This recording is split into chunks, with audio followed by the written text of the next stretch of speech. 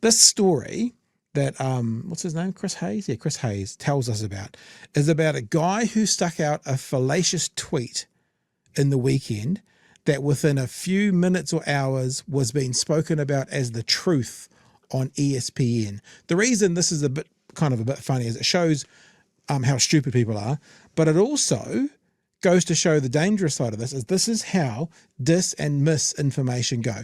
Probably more misinformation, because disinformation is spreading mistruth that you know are mistruths. So this is probably more misinformation, but just watch this little path of how things happen. Enjoy.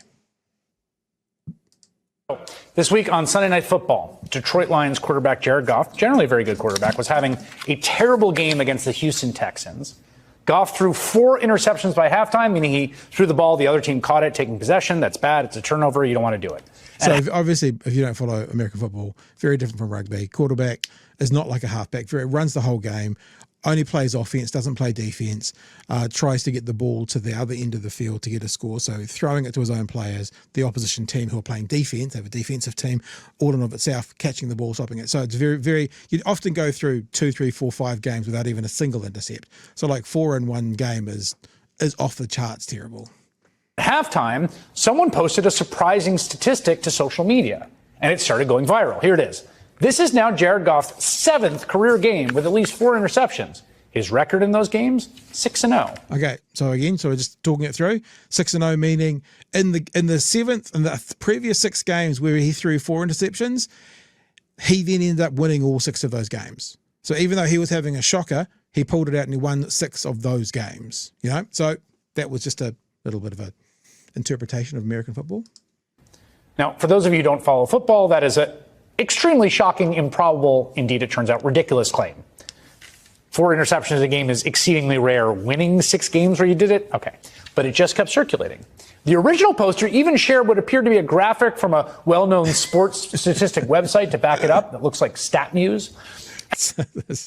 So he's made this. It's completely fake, but he's made this. Jared Goff is a 7-0 reckon when throwing 4+ interceptions. It's pretty funny when you think about it. And that was apparently enough for folks to just parrot the claim on Challenge. It went everywhere. Even people who should know better, like ESPN host Pat McAfee and Aaron Rodgers, the conspiracy theorist quarterback for the New York Jets, who RFK Jr. apparently wanted at one point as his running mate. Now, other thing about Pat McAfee there on the far left, he was an NFL player as well. I'm pretty sure he was a kicker. So he was actually, so you've got 2 NFL players here. One previous NFL, one I think current NFL player. So 2 top tier footballers are believing this and are about to just pass it on as truth. I love Jared. I'm sure he'll bounce back. And the amazing stat though, is this a true stat that he's done 4 more picks 7 times and he's won every single one of those games? Is that real? Yep, 7-0. That's wild. I mean, that's why stats are for what Big Mike used to say. Age. Stats for losers. They're for losers. Is this true? It's true. You can probably tell where I'm going with this. The statistic is not true. It was a total lie. Just take it from the guy who made it up in the first place. Quoting, "If you've ever wondered how easy it is to spread fake information, I made this stat up while laying in my bed at halftime of the game." And this random Twitter football guy actually makes a pretty great point there. Now, thankfully, this is a totally harmless prank example of disinformation. Yeah. Doesn't matter. The only consequence was McAfee getting embarrassed and having to walk it back on air. But what happened in that exchange between Pat McAfee and do your own research, Aaron Rodgers, is kind of the entire story of our age, of our information environment right now. Mm-hmm. These are the guys, those kinds of guys that are doing the vetting of what's true and not in our current information environment. That's it. Those are the guardrails. They are doing their own research, if you will. And it's not just sports. This problem translates across our political culture. I mean, everything. Lies and misinformation and intentional slander about immigration and immigrants and the economy. They're spreading on this kind of terrain where the anti-vax quarterback just parrots an unvetted statistic he saw on Elon Musk's website to millions of people on ESPN. I saw this stat. Yeah, it's true. That's it. That's the whole problem in miniature. A miniature version of the enormous problem that we all face that has gotten us to this point that the rest of us gotta try to find some way to solve. And I will be the first to say we do our part here, but I don't know the answer. I don't know the answer. But boy, oh boy, are we going to have to come up with some. Yeah.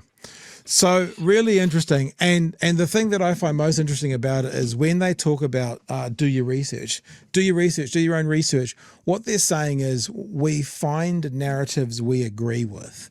And this is one of the things about, let's be honest, groups like us, although we try our best, but groups like, the platform or Bob McCoskey does this kind of weekly thing or whatever, is that they will, the reason the mainstream media is actually more reliable than independent is a journalist's work will go through layers of critiques before it gets published, especially if it's something that's controversial and could have a legal implication, like a defamation or saying something wrong. It goes through layers. And then the other thing that happens when the mainstream media gets it wrong is they then say it was wrong and they retract the statement and they correct it. So this just like doing our own research. What they do is they go, I did my research, I saw it on Twitter. That's the level of a conspiracy theorist or a person who thinks the mainstream media is all shit. They just do their own research and they find something that someone else has said. They then go to the next level and say, where did their information come from? Or where did their information come from? They see it, they read it, that's their research, now it's true. When McAfee there said, yep, it is, then that then became fact to everybody watching Chewy. Yeah. And this is one of the main reason why I have been so concerned about the cuts to our news gathering organizations in this country. Because, yes, some of those cuts are in the back rooms, as they always are, and they could be the unsexy departments, like the nerds that fact check. Yeah. They just don't have the bodies to do it. So then they're leaning more on AI writing stories, which might or might not get checked over by an editor correctly. It's these sort of things. This distrust of the mainstream media is like, I get it. But at the same time, they are being held to a higher standard than literally anything else. Yeah. The amount of straight up misinformation that has been going around about the conflict in Gaza since it started, the amount of stuff that has gone on around Ukraine since it started, and that is because there are some big hitters that know that the misinformation space is in places like Twitter, is in places like Facebook. There is no accountability. You might get caught, it might get deleted, or it might not, and it might stay up forever. And people will just keep on repeating. And it's fine, cool. It's a stupid stat in a football game. It doesn't matter. What if it's a story about a political candidate? Exactly. That's why that's a great example, because it doesn't matter. Like the collapse of Twitter. And when I say collapse, I mean the integrity of that platform since Elon bought it. Nobody seemed to be as concerned as they should be about a way to share information very, very quickly with absolutely no vetting, no standards, that sort of thing, being bought by the world's richest person and using it to influence an election, to influence the outcome of an armed conflict. That's mad concerning. The only thing, I mean, we've been talking in the chat and in the Discord, the collapse of Twitter since the election, as everybody goes to places like Mastodon and Blue Sky and that sort of thing. Look, that's one thing, but those platforms are prone to the same problem. We're relying on the integrity of people that we don't know. We don't know what their aims are. We don't know if they do have integrity. So where do we turn to have stories vetted? We turn to people that we trust, and we don't know where they're getting their information from. So trust is just absolutely key. We used to have trust in the media because well, it was their only choice, but there was a little bit of competition and there were rules around what they had to say, and the consequences for getting it wrong were high. Social media doesn't have any of that. Yeah. Yeah. Yeah. If you're on the lawn, literally on the lawn at Wellington during that anti-mandate test, you're an expert. The number of people who were posting from there who had huge audiences, and they didn't need to do anything else other than be there, and that made them an expert. And then they continued that on. And I was thinking, too, the other part about this, it's not just when mis and disinformation is shared, it's when something happens that's then retracted, it's too late. And I'm thinking about, the overtly wrong and negligent study where the person doing the study actually purposefully did it wrong about vaccines and autism.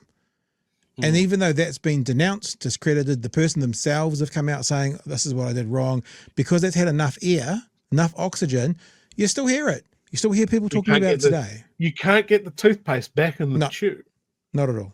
Like America, pretty much for all intents and purposes, wiped out measles. It's coming back. Polio will be the next thing. I don't know if they'll have cholera again at some point, but the cookers are at the wheel now in America. Yep. And our smugness over that, and it'll never happen here, only goes so far.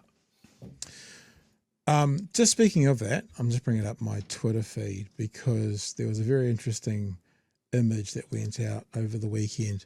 Make America healthy again. This is, fucking RFK Jr.'s been in charge of the thing. So check out this photo. There they all are. Make America healthy again.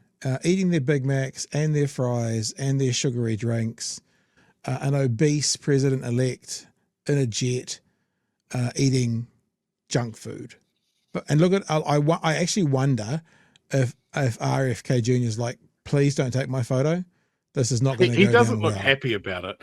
And someone should definitely Photoshop in, I don't know, a raw piece of bear or a fucking manatee or something, whatever he eats. He just eats roadkill, doesn't he?